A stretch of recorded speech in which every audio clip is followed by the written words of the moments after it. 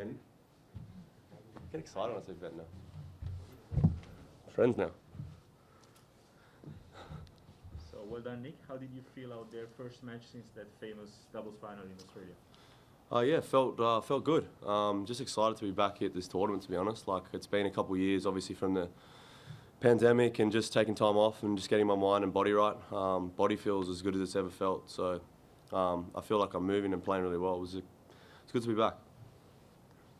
Any questions? Please state your name and affiliation. Rosado with BNP Paribas Open. So your body feels great. Can you talk a little bit about the process? How did you get it to where you're feeling so right?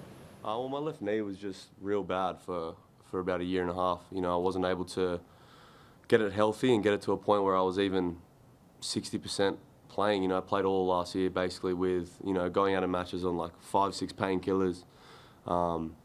And I wasn't able to get, you know, travel with my physio as well, obviously with COVID restrictions everywhere, like getting half an hour of treatment. I just wasn't able to get the maintenance and I guess the tender love and care that my knee needed to, you know, be as good as it is now. And I feel good, mentally feel good, so yeah. Nick, when was the last time you actually felt as good physically and mentally as you're saying you're feeling right now? Mentally, I feel the best I've probably ever felt, to be honest. But physically, I feel not hindered anymore. My movement, you know, tonight when I'm running for drop shots, when I'm moving side to side, I can slide again with no pain. Like on my serve, I can land with no pain. It's just like I was able to play before, but it was something in my mind that I was feeling, and I just wasn't, you know, it was something that was definitely weighing my game down. And physically, I feel good. You know, I'm obviously not a player that plays a lot. You know, I tend to pick my times, but you know, I feel good. Like I haven't felt my left knee feel that good in a while. Anyone else? Just in terms of picking your times, this is an obvious choice to play here, or because I mean, you're limited to travel a bunch. Yeah. Well, I was supposed to play a little earlier, you know, with, you know, Delray, Dallas, and I just had a couple of things that I wanted to do back home and spend some more time in Australia and just be ready. You know, I wanted to give my everything in these couple of events, and I wanted to feel ready to travel again. Obviously, not having that 2-week quarantine in the back of my mind as well that was brutal. You know, knowing to be on the road and all Aussies, you know, not able to go back home. You know, John Millman was the biggest victim of that. He was 11 months in a row on the road. And for any player, like no other player understands that but an Australian. So, yeah, I mean, Indian Wells obvious choice, Miami obvious choice, and yeah, I'm just enjoying it day by day. Anyone else?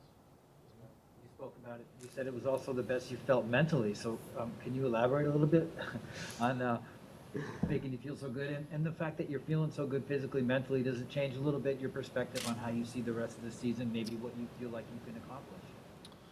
Yeah, well, I'm not thinking forward. You know, I take it day by day. That's my process. I wake up, I try and be positive, I try and be better every day. But as of goals, you know, for me, it's hard sometimes to just wake up in a positive mindset. Like that's a win for me. You know, I'm not trying to. You know, I'm not saying I'm gonna win Indian Wells or I'm trying to make semi-finals again of Miami. And you know, like if I do that, that's great. But I got those normal human issues that I'm just trying to overcome every day, and then try and play a bit of tennis on the side. But yeah, I'm seem to find that balance right now. I find that balance at the moment. I'm happy. So. Last three, Craig, Quentin, and You're just saying about, we know you're not somebody who wants to play all the time. So, sorry, have you set some sort of a schedule for yourself? I'm figuring it's not going to be anything on the clay. I'm playing the French this year. No, I'm kidding. It's not happening. So, what sort of a schedule have you sort of set yourself at the moment? Well, I'm going to Houston after Miami, and then I'll go to Bahamas for a couple of days, and then I'll go back home for a month and a half, 2 months, and then I'll just hit Europe. I think Stuttgart, Mallorca, Halle, and then obviously the grass is a period where I feel like I can contend for titles and still, you know, push every single player on planet. So, you know, I'm going to go there and be confident in every match I play, and I'm going to be excited. You know, Europe's not something I look forward to. I think just being Australian, playing that clay, and then staying in Europe to go to the grass, it's just so hard. Like, I feel like that's why some of the Australians burn out towards the end of the year, because it's just so hard mentally to just keep like, especially the transition from clay to grass. So I'll go home, refresh, and then head for the grass. You talk about being positive. How do you work on that on a daily Oh basis? man, it's tough. And when did you realize that's something you needed or wanted to do in your career? Well, I mean, look, I've spoken about it a lot. You know, I was really struggling, and I don't know, I wasn't happy. I was always listening to what other people wanted me to do. The tennis world mainly, you know, wanted me to be a certain player. You know, I was just trying to be something that I wasn't for so many years, and it just put me in a dark place. You know, I was letting people down. Fell out with my family. It was just tough. And then, you know, one day I kind of looked in the mirror and just said, look, this isn't the type of person I'm trying to be. And then I'm just a completely different person. I'm just comfortable in my own skin. I'm not trying to please anyone. I'm not trying to be anyone else. I'm Nick Kyrgios, and I just go out there and play and have fun. And if I win, I win. If I lose, I lose, and life's good. Last one. How would you describe the celebrations for yourself and Tanasi after that? Well, he stayed in Melbourne for 3 days. I took the first flight out with my girlfriend, and we went back to Sydney. So I've come with age, man. I've come with age. But Thank you. yeah, he enjoyed it. He lapped it up, and so he should. You know, he had a great couple of weeks.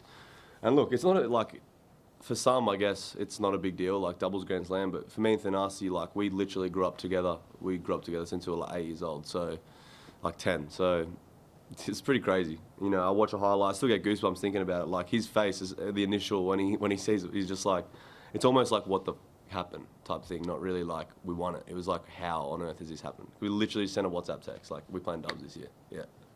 So The cool part is doing it together. yeah, exactly. Like we stepped up at different moments, and we played. You know, when one of us wasn't playing well, the other one kind of stepped up, and who knows what this year holds for the doubles. You know, like I feel confident on court now, singles and doubles. I feel like I'm returning the best I've ever felt, and Thanasi's playing well, so we'll see. We could lose 6-love, 6-love. Like this could be the most hilarious press conference, like talking it up and lose. But we could win the title too. Who knows? Thank you. I don't want to say sock, isn't it though? I don't want to say that.